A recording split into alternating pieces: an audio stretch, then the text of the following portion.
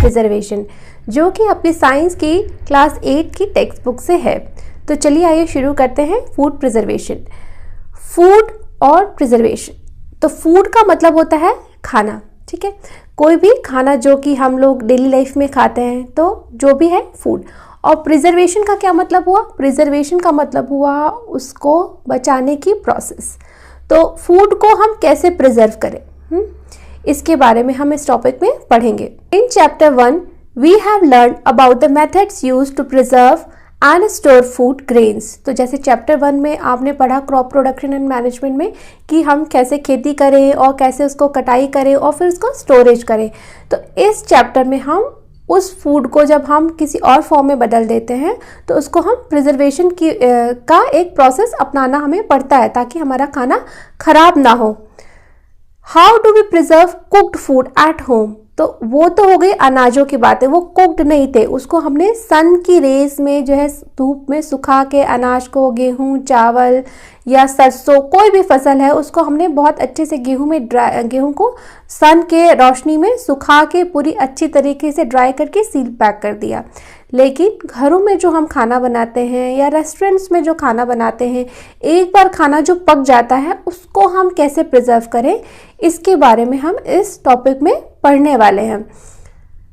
You know that bread left unused under moist condition is attacked by fungus। जैसे कि आपने पहले भी देखा होगा कि अगर हम ब्रेड खरीद के लाते हैं और 5-6 दिन उसको बिना कंज्यूम किए हुए हम रख देते हैं या हम उसको फ्रिज में नहीं रखते, बाहर ही रख देते हैं, तो 2-3 दिन बाद उसके ऊपर फफूंद लग जाती है, जो ब्रेड है वो खराब हो जाती है, उस पर फंगस ग्रो कर जाती है।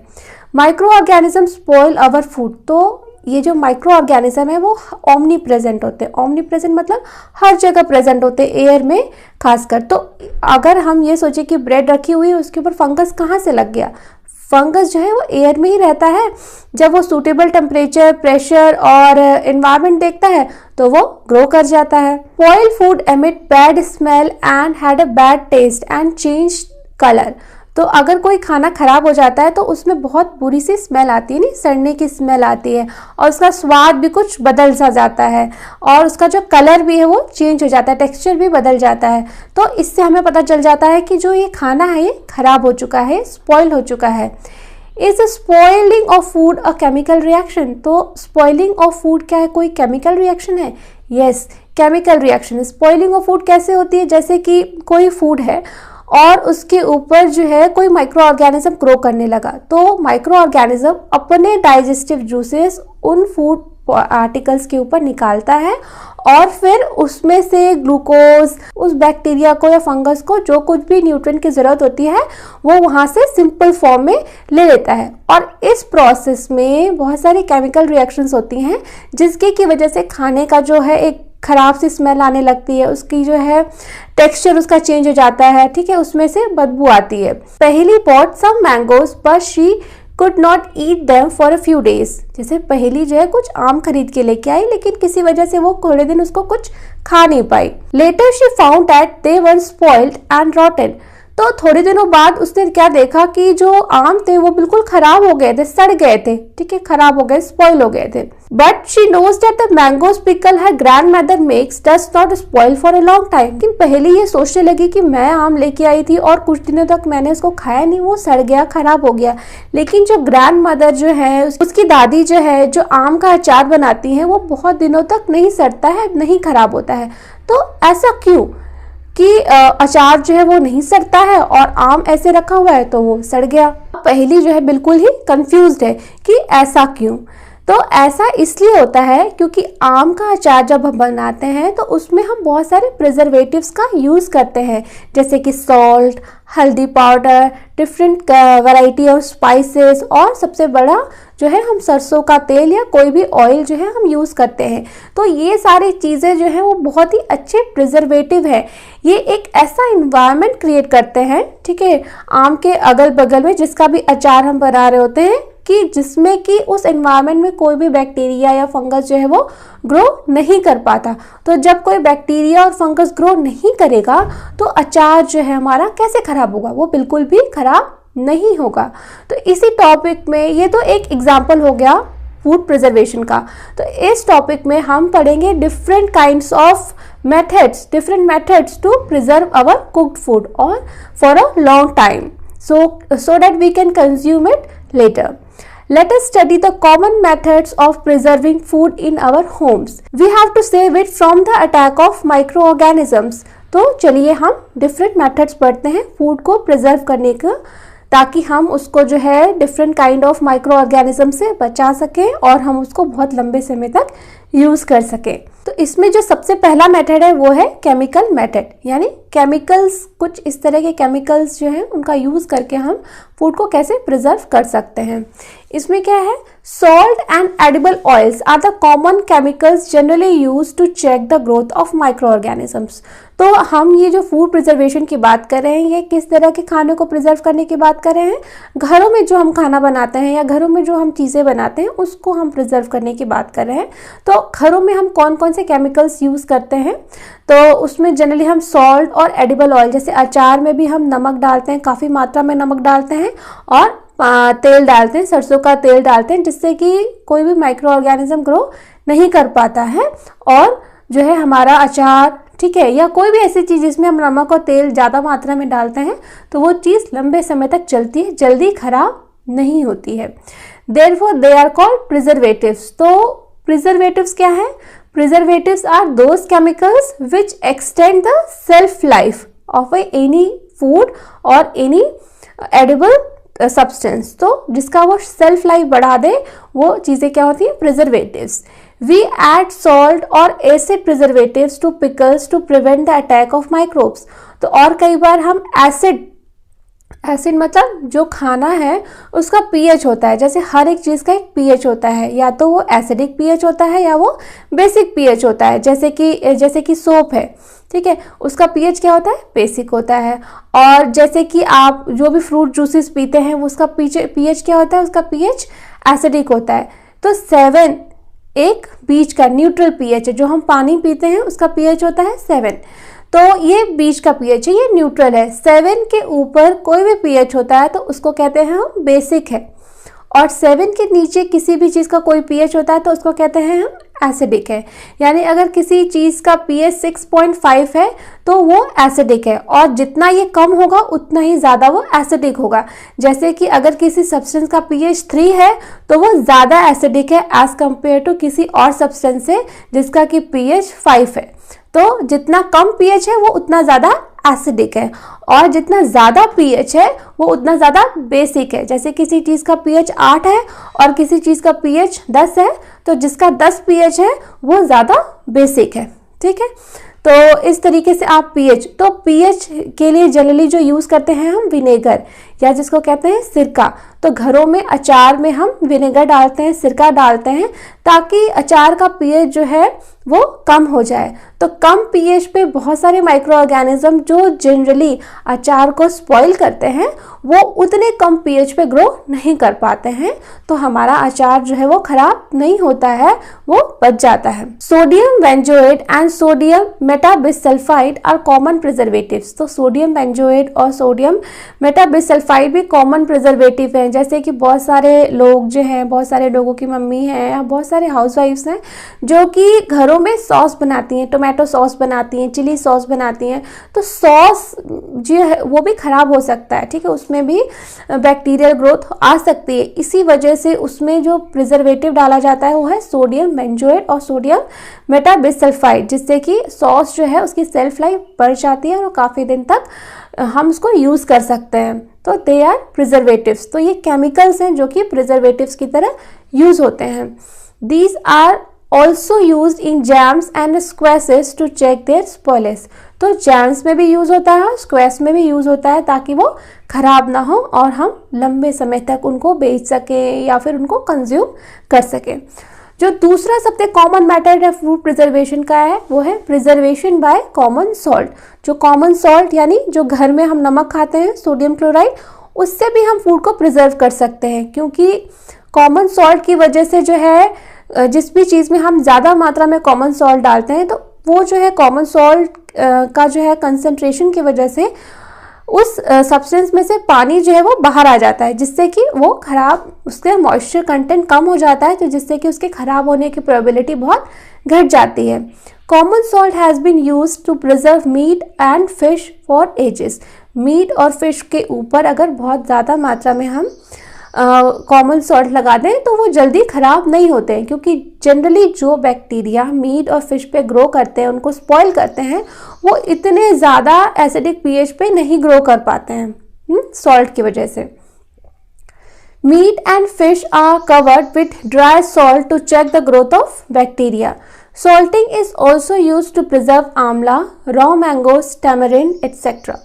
यानी कि सॉल्टिंग की वजह से जो है आंवला का अचार जैसे हम लोग खाते हैं, रॉ कच्चा आम, ठीक है, इमली, इस तरह के जो भी चीज़ें हैं जिनका भी अचार बनता है, तो इनको अगर हम कॉमन सॉल्ट में रखेंगे तो जनरली ये ख़राब नहीं होते हैं, क्योंकि ये ऐसा इन्वायरमेंट क्रिएट करते हैं कि वो बैक्टीरिया जो है उस इन्वायरमेंट में ग्रो नहीं कर पाते हैं और हमारा सामान जो है ख़राब होने से बच जाता है। तीसरा जो मेथड है वो है प्रिजर्वेशन बाय शुगर। अब शुगर की मदद से भी हम प्रिजर्व कर सकते हैं, जैसे jams, jellies and squashes are preserve by sugar. जैसे आप लोग जैम खाते होंगे, सबने खाया होगा, जेली के फॉर्म में टॉफ़ीज़ आती हैं, तो शुगर भी एक ऐसा कंसंट्रेटेड इन्वायरमेंट क्रिएट करता है। शुगर बहुत ज़्यादा अमाउंट में डालने से जो भी वाटर होता है, वाटर कंटेंट बहुत कम हो जाता है, जिससे कि कोई भी फंगल और बैक्टीरियल ग्रोथ जनरली जो है वो नहीं हो पाती है। Sugar reduces the moisture content which inhibits the growth of bacteria which spoil food, जैसा कि हमने अभी डिस्कस किया। अगला जो मेथड है वो है preservation by oil and vinegar. तो घरों में हम ऑयल यूज़ करते हैं और विनेगर दोनों यूज़ करते हैं प्रिजर्वेशन करने के लिए। Use of oil and vinegar prevents spoilage of pickles because bacteria can not live in such an environment. तो हम अचार में जनरली जो है ऑयल डालते हैं, सरसों का तेल डालते हैं। अगर हम अचार में सरसों का तेल प्रॉपर अमाउंट में नहीं डालेंगे तो उस अचार में फफूंद लग जाएगी, वाइट कलर की फफूंद लग जाती है अचारों में जनरली, अगर जिसमें कि तेल अच्छे से नहीं पड़ा है। या अचार को जब हम बनाते हैं तो तेल को बिल्कुल अलट पलट करके कुछ दिनों तक करना पड़ता है, ताकि तेल जो है अचार के हर पीस तक पहुँचे, नहीं तो वो अचार खराब हो जाएगा। Vegetables, fruits, fish and meat are often preserve by this method. तो बहुत सारी सब्जियों के जैसे अचार बनाते हैं, फिश और मीट, इसी तरह से उनको भी ऑयल और विनेगर में टिप करके रखने से वो तक चलते हैं, हमको यूज़ कर सकते हैं। अगला मेथड है हीट एंड कोल्ड ट्रीटमेंट। और हीट और कोल्ड ट्रीटमेंट को भी हम यूज़ कर सकते हैं एज अ प्रिजर्वेशन। कैसे? क्या होता है, हर बैक्टीरिया या हर माइक्रो ऑर्गेनिज्म का जो है एक ऑप्टिमम ग्रोथ टेम्परेचर होता है। जैसे कि ह्यूमन है हम, तो हमारा ऑप्टिमम ग्रोथ टेम्परेचर क्या है, जैसे कि हम कितने डिग्री तक टेम्परेचर को सर्वाइव कर सकते हैं। जैसे कि हम 0 से लेकर 50 डिग्री तक ही सर्वाइव कर सकते हैं। 50 डिग्री के ऊपर टेम्परेचर जाएगा तो हमारी बॉडी की एंजाइम्स जो है वो काम करना बंद कर देंगी और हम मर जाएंगे। तो वैसे ही बैक्टीरिया या बहुत सारे फंगस हैं और दूसरे माइक्रो ऑर्गेनिज्म हैं, उनका भी एक ऑप्टिमम ग्रोथ टेम्परेचर है। उस टेम्परेचर के ऊपर अगर टेम्परेचर जाता है तो वो ग्रोथ करना बंद कर देते हैं, या उस टेम्परेचर के नीचे टेम्परेचर जाता है तो भी वो ग्रोथ करना बंद कर देते हैं, अपनी मेटाबॉलिक एक्टिविटीज़ को रोक देते हैं। तो इसी वजह से हम हीट और कोल्ड को भी यूज़ कर सकते हैं एज अ प्रिजर्वेशन। जैसे कि हम अपने घरों में खाना रखते हैं फ्रिज में, तो फ्रिज में खाना क्यों नहीं ख़राब होता है? क्योंकि खाने को जो बैक्टीरिया जो है वो ख़राब करता है, उसका ऑप्टिमम ग्रोथ टेम्परेचर है वो 30 डिग्री सेल्सियस है, लेकिन फ्रिज का टेम्परेचर क्या है, 4 डिग्री सेल्सियस। तो 4 डिग्री सेल्सियस पे वो बैक्टीरिया ग्रो नहीं कर पाता, इसलिए हमारा खाना, फ्रिज में रखा खाना बच जाता है। लेकिन अगर उसी खाने का कुछ हिस्सा हम बाहर रखें, खासकर गर्मियों के दिनों में जबकि टेम्परेचर 40 डिग्री के आसपास होता है, तो वो बैक्टीरिया बहुत ही अच्छा ग्रो करता है। जो खाना जो है सर्दियों में 24 घंटे में खराब होता था, गर्मियों के दिनों में जो है वो खाना जो है विदिन 4 to 5 आवर्स खराब हो जाता है। आपने बहुत बार सुना होगा कि दूध फट जाता है गर्मियों के दिनों में, वो इसीलिए क्योंकि गर्मी के दिन में ज़्यादा टेम्परेचर मिलता है बैक्टीरिया को ग्रो करने के लिए, तो वो और फास्ट और अच्छा ग्रो करता है, इसलिए जो है दूध हमारा स्पॉइल हो जाता है। You must have observed your mother boiling milk before it is stored or used। तो आपने अपने घरों में देखा होगा कि जब हम दूध खरीद के लाते हैं तो हम उसको उबालते हैं और फिर पीते हैं। तो ऐसा क्यों? Boiling kills many micro organism. जब हम किसी चीज़ को बहुत हीट करते हैं तो उसके अंदर अगर कोई भी माइक्रो ऑर्गेनिज्म है तो वो किल हो जाता है, मर जाता है, क्योंकि वो उतना ज़्यादा टेम्परेचर, जैसे कि जो भी बॉइलिंग टेम्परेचर है वो जनरली 100 डिग्री के आसपास होता है, 100 डिग्री सेल्सियस के आसपास होता है, तो उतना टेम्परेचर वो बैक्टीरिया नहीं सर्वाइव कर सकता है और वो किल हो जाता है। Similarly we keep our food in the refrigerator, low temperature inhibits the growth of microbes. तो इसी तरीके से हम बहुत सारा खाना अपना फ्रिज में भी रखते हैं और जिससे कि हमारा खाना बच जाता है। अब बूझो क्या पूछ रहा है, इसको हम देखते हैं। बूझो क्या पूछ रहा है, Why does the milk that come in packets not spoil? My mother told me that the milk is pasteurized. What is pasteurization? तो अब पूछो कितनी काम का जो है क्वेश्चन पूछ रहा है कि वो पूछ रहा है कि जो पैकेट का मिल्क आते हैं जैसे अमूल है या विरका है या और भी बहुत सारे ब्रांड्स हैं जिनका पैकेट में दूध आता है, तो वो स्पॉइल क्यों नहीं होते हैं? वो तो मतलब एक दिन पहले ही पैक होके आते हैं, उनका एक शेल्फ लाइफ भी लिखा रहता है, वो खराब क्यों नहीं होते हैं? जनरली हम उनका जो ट्रांसपोर्टेशन होता है वो भी हम कोल्ड टेम्परेचर पे करते हैं, वो भी एक रीज़न है, लेकिन वो उतनी जल्दी खराब नहीं होते हैं जितने की जल्दी हम अगर एक रॉ मिल्क लेके आए, काऊ मिल्क लेके आए, तो वो जल्दी खराब हो जाते हैं एज कम्पेयर टू हमारे पैकेट के दूध से। ऐसा क्यों? तो बूझो की मम्मी ने उसको आंसर किया क्योंकि ये दूध पास्चराइज्ड है। अब बूझो पूछ रहा है कि पास्चराइजेशन क्या होता है।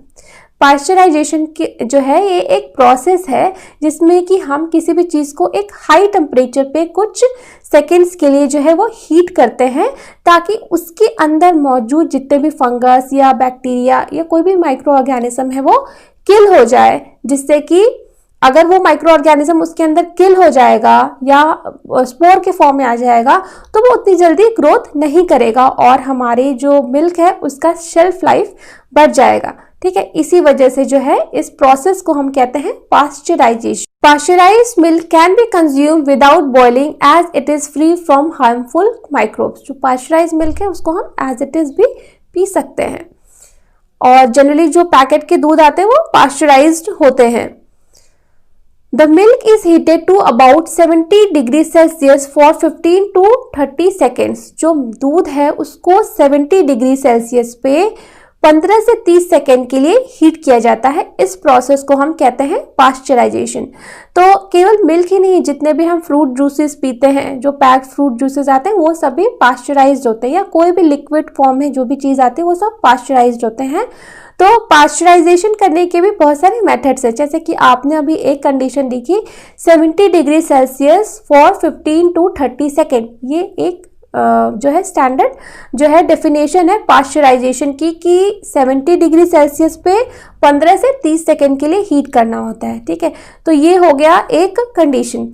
दूसरा कंडीशन है कि अगर हम 100 डिग्री सेल्सियस पे भी हीट करेंगे तो ये हाई हीट देंगे हम, तो हमारा जो टाइम है वो और कम हो जाएगा, वो 0.1 सेकेंड हो जाएगा। तो इस तरीके से हम जो है टेम्परेचर और टाइम का जो एक रेशियो जो है वो अलग अलग वेरी कर सकते हैं। By doing so it prevents the growth of microbes. तो इस तरह से करने से वो माइक्रोब्स जो है वो इतनी जल्दी ग्रो नहीं करेंगे।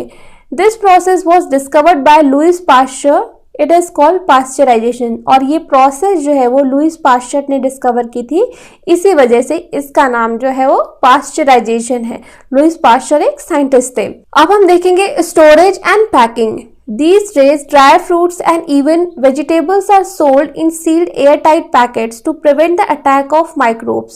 तो सील्ड एयरटाइट पैकेट, जैसे कि आपने चिप्स के पैकेट खाए होंगे, पोटैटो चिप्स के पैकेट खाए होंगे और भी बहुत सारे पैक्ड फ्रूट्स खाए होंगे, तो वो फूला फूला सा रहता है, एकदम फ्लपी सा रहता है।